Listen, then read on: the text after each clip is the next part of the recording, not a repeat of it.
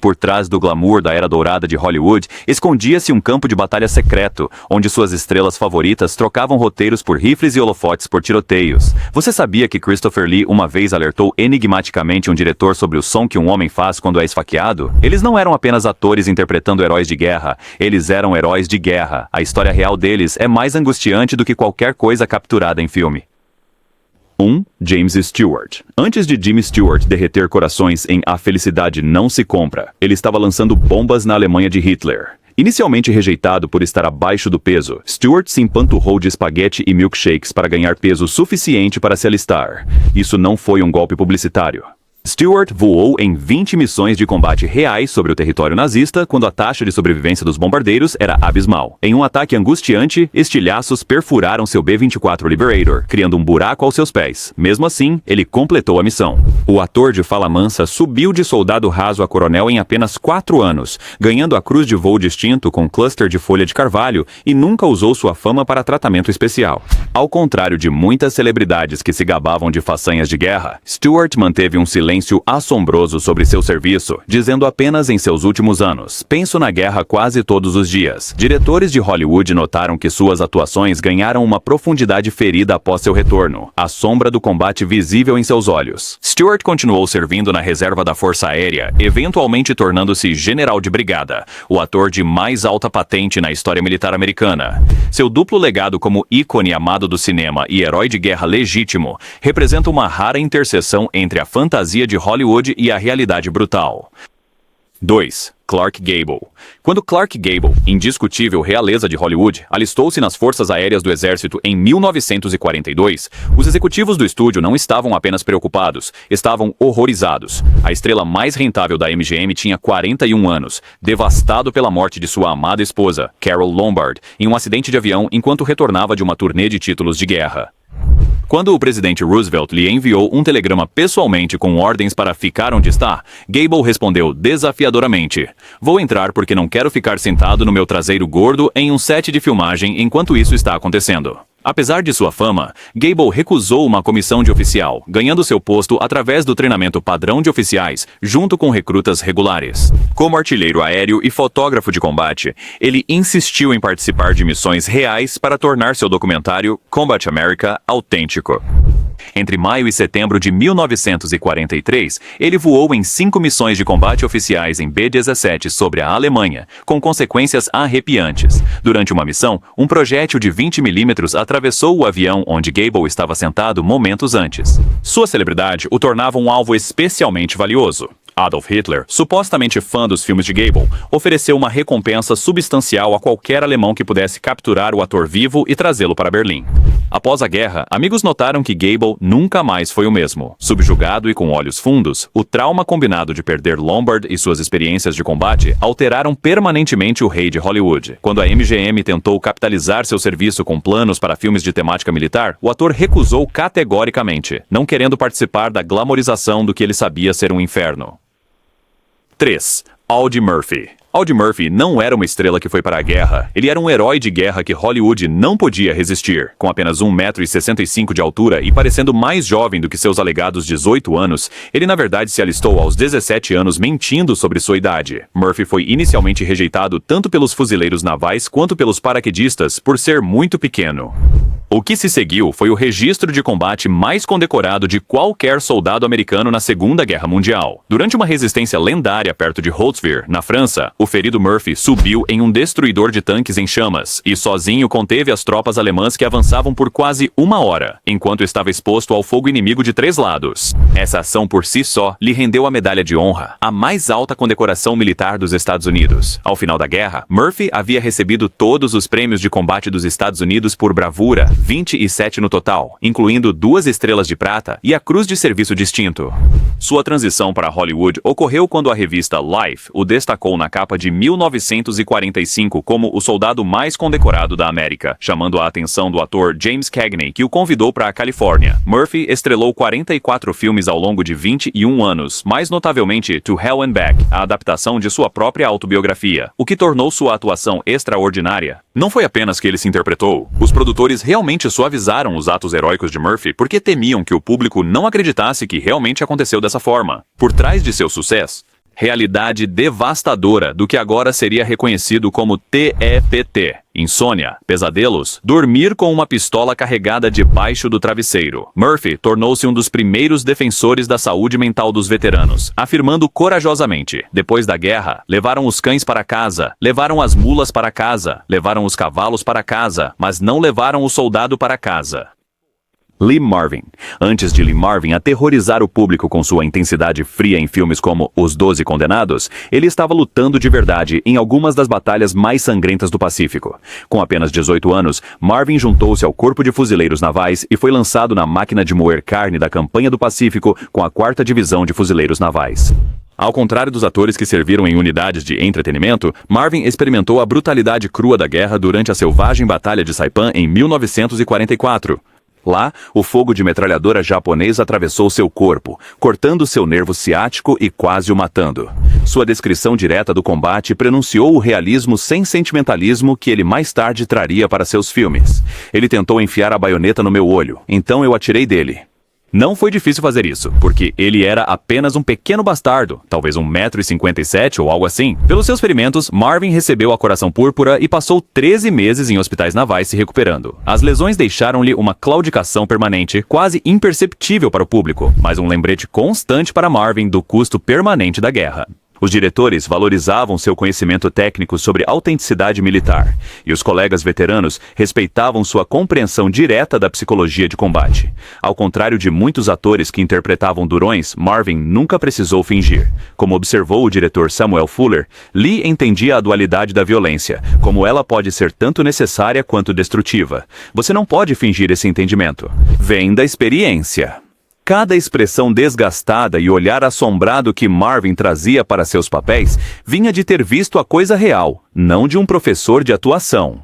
David Niven. Enquanto encantava o público como o cavalheiro inglês por excelência, David Niven guardava um passado militar secreto muito mais perigoso do que sua polida persona na tela sugeria. Já uma estrela estabelecida de Hollywood quando a guerra estourou, Niven imediatamente abandonou sua carreira florescente, dizendo simplesmente ao seu furioso produtor Samuel Goldwyn: há uma guerra, antes de pegar o próximo barco para a Inglaterra. Ao contrário de muitos atores que buscavam publicidade com seu serviço, Niven voltou ao exército britânico, onde havia treinado anteriormente no prestigiado Royal Military College Sandhurst. Seu papel durante a guerra revelou-se muito mais perigoso do que os personagens de oficiais que interpretava na tela. Niven foi designado para o ultra-secreto Regimento de Reconhecimento Phantom, uma unidade de elite de inteligência que realizava operações secretas atrás das linhas inimigas. Usando sua fluência em francês, ele atuou como ligação com os combatentes da resistência local enquanto reunia informações críticas. No dia D, Niven ajudou a coordenar as defesas da praia durante os desembarques na Normandia, avançando depois pela França com as forças aliadas. Seu humor nunca o abandonou, mesmo em perigo mortal. Quando foi pego atrás das linhas inimigas durante a Batalha das Ardenas vestindo um sobretudo suspeito em vez de um uniforme adequado, um soldado americano questionou se ele poderia ser alemão. Infiltrador. Quando solicitado a identificar a capital de Nebraska, Niven respondeu rapidamente: Lincoln, e então acrescentou: você não acha que esta é uma linha de questionamento um tanto boba? Por seu serviço excepcional, Niven recebeu a Legião de Mérito Americana, mas manteve um silêncio pouco característico sobre suas experiências de guerra por décadas, desviando perguntas com humor. Quando finalmente perguntado por que raramente falava de suas conquistas militares, Niven explicou com dignidade silenciosa: os verdadeiros heróis foram os que não voltaram. 6. Henry Fonda. Em 1942, Henry Fonda já havia recebido uma indicação ao Oscar por As Vinhas da Ira e se estabelecido como um dos atores mais respeitados de Hollywood. Mas, quando Pearl Harbor foi atacado, a estrela de 37 anos rejeitou os esforços do estúdio para mantê-lo fazendo filmes de propaganda, declarando de forma direta: não quero estar em uma guerra falsa em um estúdio. Este sentimento refletia seu compromisso vitalício com a autenticidade, tanto em sua atuação quanto em sua ética pessoal. Inicialmente alistando-se como marinheiro comum na Marinha, Fonda serviu como contramestre de terceira classe a bordo do destroyer USS Satterley, realizando perigosas missões de escolta para comboios que cruzavam o Atlântico, onde submarinos alemães caçavam navios aliados. Suas habilidades naturais de liderança rapidamente se tornaram evidentes, e após completar o treinamento de oficial, ele foi nomeado tenente de grau júnior em inteligência de combate aéreo. Durante a invasão da Sicília, em julho de 1943, Fonda serviu como oficial de convés, recebendo a medalha Estrela de Bronze por feitos heróicos em operações de combate.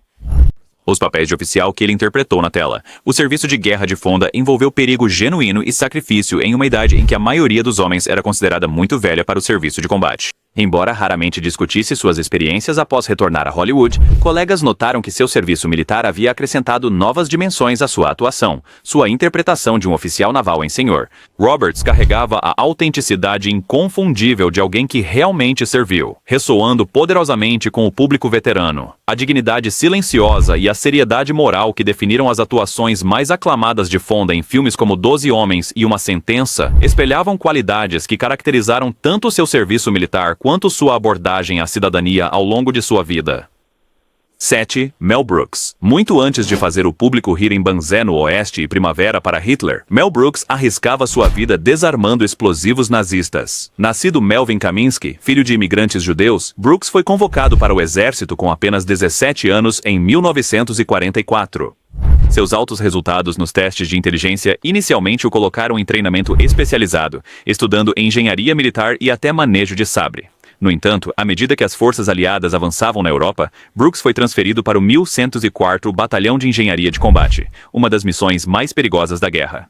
Como engenheiro de combate, Brooks tinha o trabalho de destruir os nervos ao limpar campos minados, desarmar munições não detonadas e construir pontes sob fogo inimigo.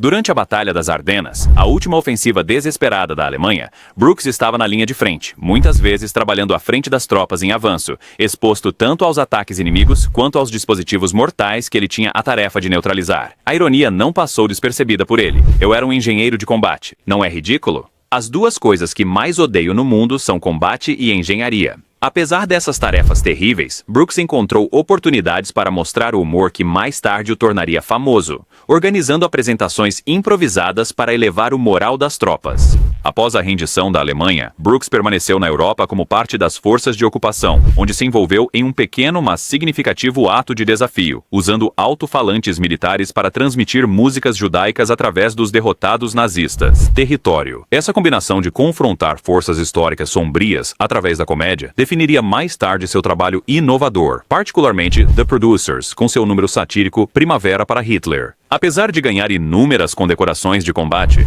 Brooks geralmente minimizava seu serviço com humor autodepreciativo. No entanto, o trauma e o triunfo dessas experiências influenciaram a comédia inovadora que o tornaria uma lenda. 8. Tony Bennett.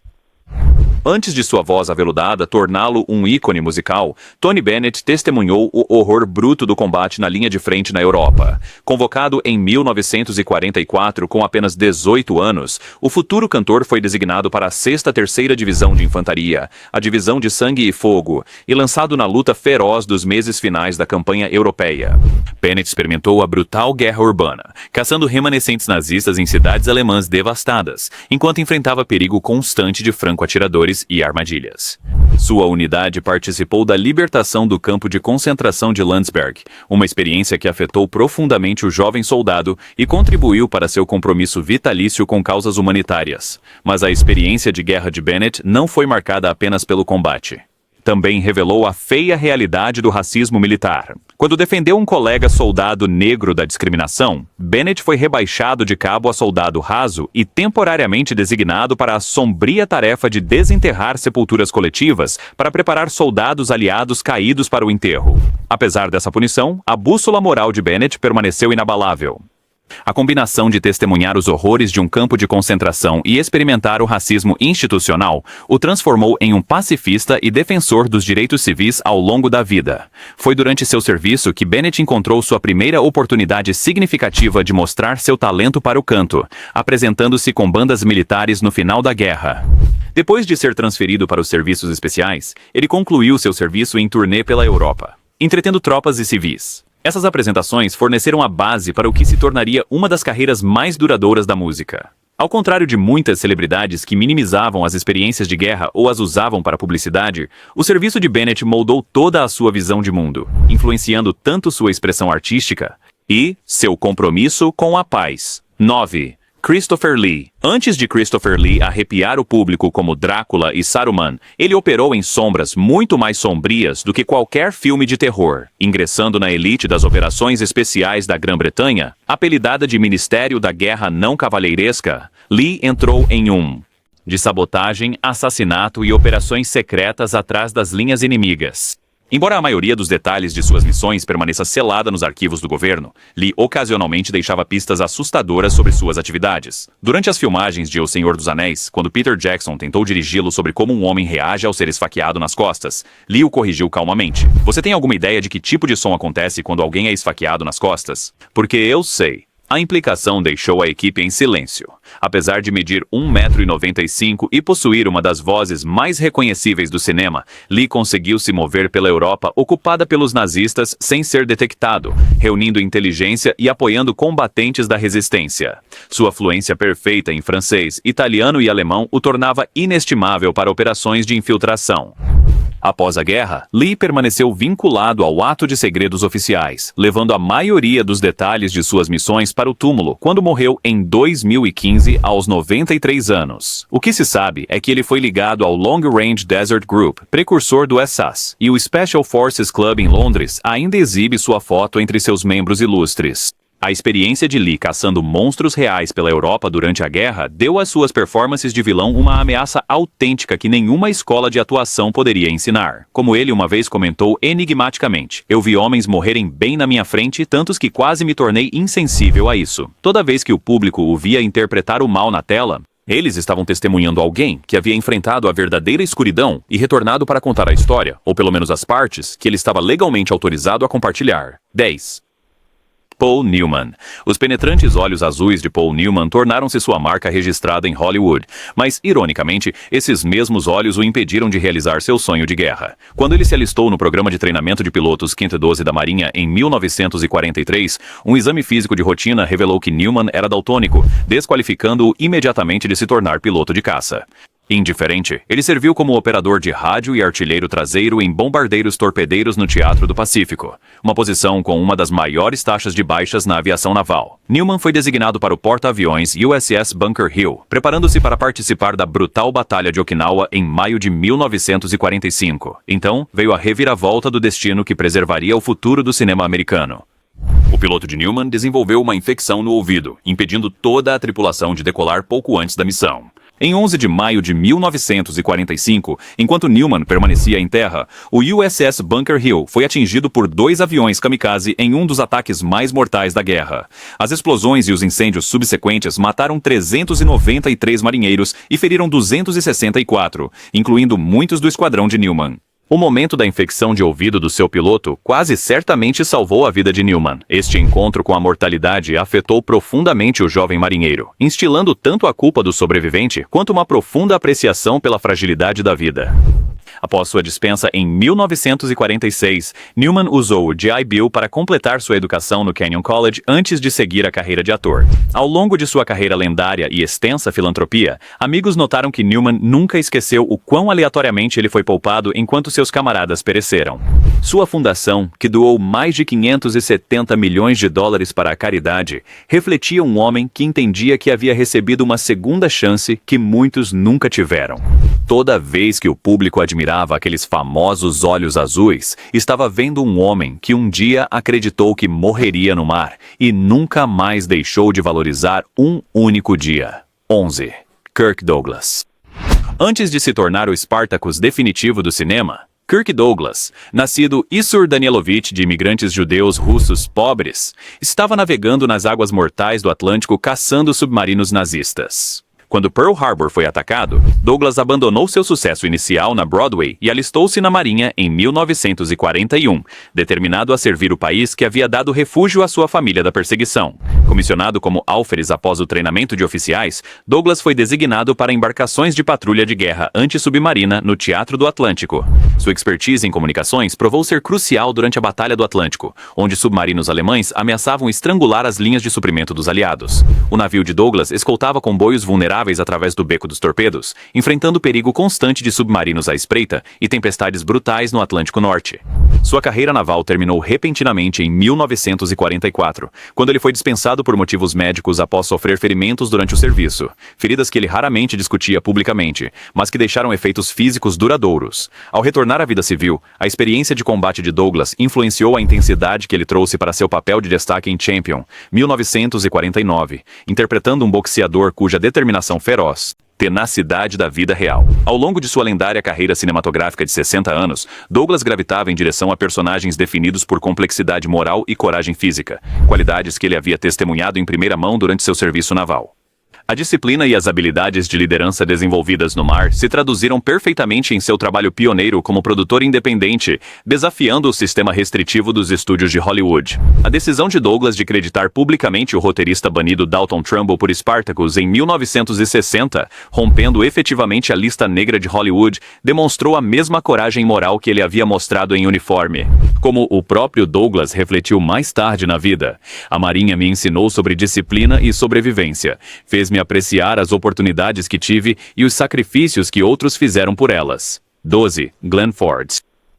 Enquanto o público conhecia Glenn Ford como o confiável protagonista de filmes como Gilda e Os Corruptos, poucos percebiam que ele mantinha uma das carreiras militares mais extraordinárias de Hollywood, abrangendo 3 décadas e 3 grandes conflitos. O serviço de Ford começou mesmo antes da entrada dos Estados Unidos na Segunda Guerra Mundial, quando ele se juntou à Guarda Costeira Auxiliar em 1941, demonstrando uma notável visão sobre o inevitável envolvimento do país. Após Pearl Harbor, ele se alistou na reserva do Corpo de Fuzileiros Navais em 1942, apesar de seu status de estrela em ascensão após atuações marcantes em filmes como So Ends Our Night. Fiel à sua natureza modesta, Ford insistiu em começar como soldado raso em vez de aceitar uma comissão de oficial normalmente oferecida a celebridades. Embora esperasse ser enviado para combate, as habilidades fotográficas e de inteligência de Ford se mostraram mais valiosas para os fuzileiros navais, que o designaram para criar filmes de treinamento e documentação de operações. Seu compromisso com o serviço não terminou com a conclusão da Segunda Guerra Mundial. Ford manteve sua conexão militar através da reserva naval, tirando regularmente licenças de sua próspera carreira cinematográfica para cumprir obrigações militares. Quando a Guerra da Coreia eclodiu, Ford continuou servindo, e mais notavelmente quando o Vietnã escalou, o ator, então com 50 anos, se voluntariou para o serviço ativo, completando várias missões no Vietnã enquanto a maioria de seus contemporâneos de Hollywood permanecia em segurança em casa. Ao todo, o serviço militar de Ford abrangeu impressionantes 35 anos, englobando a Segunda Guerra Mundial, a Coreia e o Vietnã. Este compromisso extraordinário lhe rendeu inúmeras condecorações, incluindo a Medalha de Louvor da Marinha e a Fita de Reserva do Corpo de Fuzileiros Navais. Ao contrário de muitas celebridades que aproveitam suas experiências de guerra para a publicidade, Ford manteve a modéstia característica sobre seu serviço. A autoridade tranquila e o heroísmo discreto que ele retratava na tela não eram apenas atuação, era o artigo genuíno conquistado através de décadas respondendo ao chamado de seu país enquanto os holofotes de Hollywood aguardavam seu retorno. Prezi Ernest Borgnine, antes de sua performance vencedora do Oscar em Marty, um papel icônico em Os 12 Condenados, Ernest Borgnine passou uma década em uma das missões mais perigosas da Marinha, a varredura de minas. Nascido Hermas Ephraim Borgnino, filho de imigrantes italianos, Borgnini alistou-se pela primeira vez em 1935, durante a Grande Depressão, buscando estabilidade em um mundo incerto. Após um breve retorno à vida civil, ele imediatamente se alistou novamente após Pearl Harbor, servindo durante toda a Segunda Guerra Mundial e, por fim, completando quase 10 anos de serviço ativo na Marinha.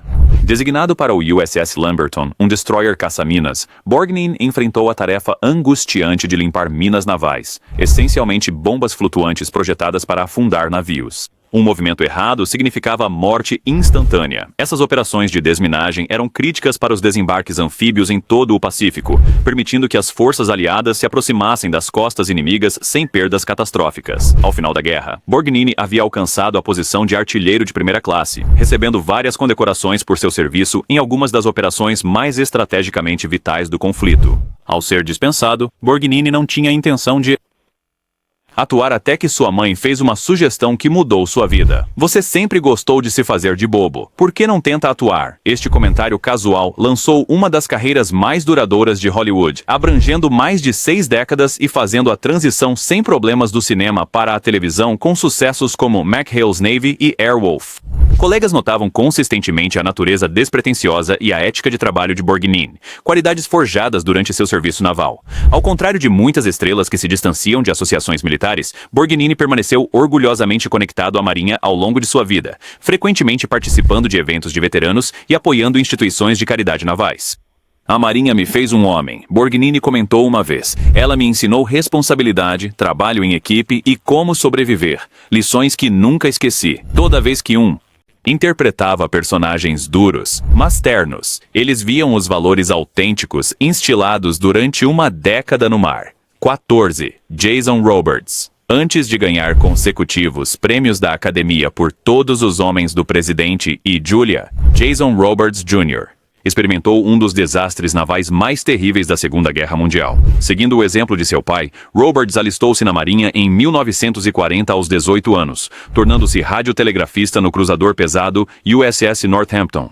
Sua decisão de se alistar antes da entrada dos Estados Unidos na guerra refletiu um compromisso que mais tarde definiria suas interpretações de homens de princípios na tela. Em 30 de novembro de 1942, durante a Batalha de Tassafaronga perto de Guadalcanal, torpedos japoneses atingiram o Northampton, causando danos catastróficos que acabaram afundando o navio. Robards e seus companheiros de navio passaram horas em águas infestadas de tubarões antes que o resgate chegasse. Eu fiquei na água por cerca de 2-3 horas antes de nos resgatarem, Robards recordou mais tarde. Pensei que tinha sido um dia e meio. O terror faz o tempo parar. Isso não eram efeitos especiais de Hollywood, era sobrevivência genuína contra probabilidades esmagadoras. Após se recuperar dessa provação, Robards continuou seu serviço naval a bordo do cruzador leve USS Nashville, participando de inúmeras operações de combate em todo o Pacífico. Sua carreira naval culminou com sua presença na Baía de Tóquio, em 2 de setembro de 1945, onde testemunhou a rendição formal do Japão a bordo do USS Missouri, encerrando seu serviço com um dos momentos decisivos da história. Dispensado em 1946 como operador de rádio de primeira classe, Robards usou o GI Bill para estudar atuação na Academia Americana de Artes Dramáticas. Ao contrário dos atores que já tinham carreiras estabelecidas antes da guerra, o serviço militar de Robards precedeu sua carreira profissional de ator, o que significa que ele não sacrificou fama ou fortuna ao se alistar. No entanto, suas experiências navais moldaram profundamente seu desenvolvimento artístico, informando a masculinidade autêntica e a autoridade silenciosa que se tornaram sua marca registrada. Os diretores notaram sua gravidade natural e autenticidade emocional, qualidades que o próprio Robards atribuía em parte às suas experiências de guerra. Depois de enfrentar a morte, você não teme muito em uma sala de ensaio ou em um set de filmagem. 15. Ed Albert. A maioria dos espectadores lembra de Ed Albert como o citadino que virou fazendeiro na comédia de TV Green Acres. Mas décadas antes de se mudar para Hooterville, Albert realizou atos de heroísmo extraordinário durante uma das batalhas mais sangrentas da Segunda Guerra Mundial. Depois de se juntar à Marinha dos Estados Unidos como tenente, Albert se viu pilotando uma embarcação de desembarque durante a invasão de Tarawa em novembro de 1943, um pequeno atol do Pacífico onde 1.000 fuzileiros navais morreriam em apenas 76 horas de combate. À medida que ondas de fuzileiros navais invadiam a praia, eles ficaram presos no recife ao redor de Tarawa, pegos em um fogo cruzado mortal sem caminho para avançar ou recuar. Testemunhando dezenas de homens feridos presos na maré crescente, Albert tomou uma decisão instantânea que desafiou tanto as ordens quanto a lógica. Ele repetidamente navegou seu pequeno barco de desembarque em direção ao Recife, sob constante fogo de metralhadoras e artilharia japonesas, resgatando fuzileiros navais encalhados que, de outra forma, teriam se afogado ou sido mortos. Durante várias horas brutais, Albert salvou pessoalmente aproximadamente 70 homens feridos, retornando repetidamente à zona de perigo, apesar do risco esmagador. Companheiros de serviço que testemunharam suas ações notaram sua calma e eficiência sob fogo. Ele não falava muito, apenas continuava voltando lá, nunca demonstrando medo, mesmo com balas atingindo ao redor de seu barco, lembrou um sobrevivente. Por esta coragem extraordinária, Albert recebeu a Estrela de Bronze com o V de combate por bravura, embora seu heroísmo tenha permanecido amplamente desconhecido pelo público por décadas. Albert nunca falou publicamente sobre Tarawa, mantendo a mesma modéstia silenciosa demonstrada por muitos veteranos de combate de sua geração. Quando Albert mais tarde interpretou personagens leves e às vezes desajeitados na tela, poucos espectadores poderiam imaginar que esse mesmo homem já havia navegado por fogo de artilharia para salvar seus compatriotas americanos de uma morte certa. Sua experiência em Tarawa revelou a profunda desconexão entre as personas de Hollywood e os indivíduos complexos por trás delas, lembrando-nos de que a verdadeira coragem muitas vezes se esconde atrás das faces mais discretas. 16. Charles Bronson. Antes de seu rosto marcado e persona taciturna o tornarem uma estrela internacional de ação em filmes como Desejo de Matar, Charles Bronson experimentou a brutal realidade do combate aéreo sobre a Alemanha nazista. Nascido Charles Buscinski, filho de imigrantes lituanos na região de mineração de carvão da Pensilvânia, Bronson conheceu as dificuldades desde a infância. Filho de um mineiro de carvão que morreu quando ele tinha 10 anos, Bronson trabalhou nas minas antes da guerra. A resistência física e o comportamento estoico que mais tarde definiriam sua presença na tela. Quando os Estados Unidos entraram na Segunda Guerra Mundial, Bronson foi convocado para as Forças Aéreas do Exército em 1943 e treinado como artilheiro aéreo do B-29 Super Fortress, uma das missões mais perigosas da guerra. Designado para o 60º Esquadrão de Bombardeio no Teatro do Pacífico, Bronson voou em inúmeras missões de combate contra alvos japoneses. O papel de artilheiro aéreo era extraordinariamente perigoso, com as tripulações de bombardeiros sofrendo algumas das taxas de baixas mais altas de qualquer posição de combate. Registros militares indicam que Bronson completou 25 missões e recebeu o Coração Púrpura por ferimentos sofridos em combate, evidência concreta do perigo genuíno que enfrentou. Essas missões exigiam não apenas coragem, mas resistência sobre-humana, já que os artilheiros do B-29 operavam em compartimentos não pressurizados em grandes altitudes, onde as temperaturas caíam para 50 graus abaixo de zero. A tensão psicológica era igualmente intensa, observando os caças inimigos se aproximarem através de sua mira, sabendo que um único momento de hesitação poderia condenar toda a sua tripulação. Embora Bronson raramente discutisse suas experiências de combate, a disciplina e a resiliência psicológica que desenvolveu durante o serviço militar o serviram bem quando ele seguiu a carreira de ator após a guerra. Usando o GI Bill para estudar arte e depois atuação, Bronson construiu lentamente uma carreira interpretando personagens durões e diretos. A autenticidade que ele trouxe para papéis em filmes como 7 Homens e um Destino e Fuga do Inferno não foi fabricada. Foi conquistada através de experiências genuínas de vida ou morte a 30 mil pés sobre território inimigo. 17. James Garner Long.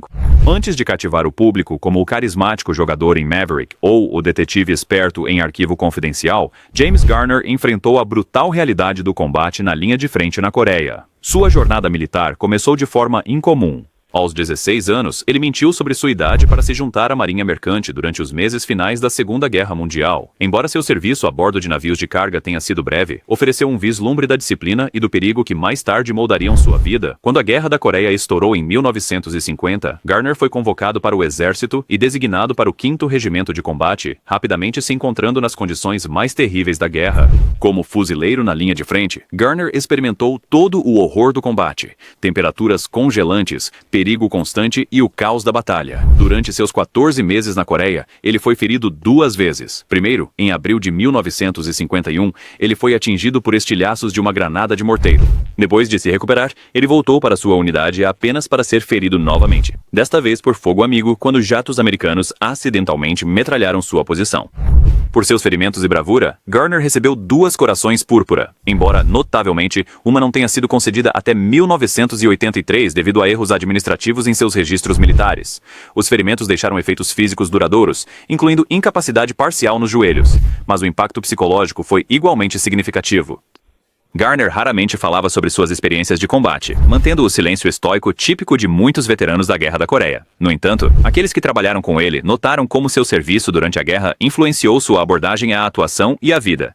A confiança sem esforço, o humor irônico e a dureza subjacente que fizeram de Garner uma estrela adorada não eram apenas traços de caráter, eram mecanismos de sobrevivência desenvolvidos em combate. Quando o público o via interpretar homens que podiam se virar em situações perigosas com um sorriso conhecedor, estavam vendo algo autêntico que nenhuma aula de atuação poderia ensinar. As feridas que Garner recebeu na Coreia poderiam ter acabado com sua vida, mas, em vez disso, ajudaram a criar uma das estrelas mais duradouras e genuínas de Hollywood.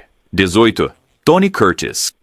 Antes de seu charme elegante e boa aparência marcante o tornarem uma sensação em Hollywood em filmes como Quanto Mais Quente Melhor e Acorrentados, Tony Curtis, nascido Bernard Schwartz de imigrantes judeus húngaros no Bronx, testemunhou o fim formal da Segunda Guerra Mundial do convés de um navio naval na Baía de Tóquio.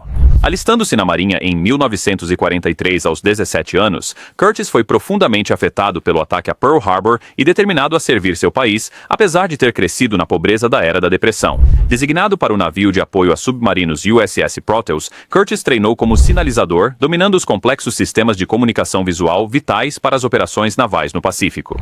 A missão do seu navio era crítica, mas perigosa, prestando serviços, reabastecendo e rearmando submarinos em missões de alto risco contra embarcações e alvos militares japoneses. O trabalho exigia precisão sob pressão.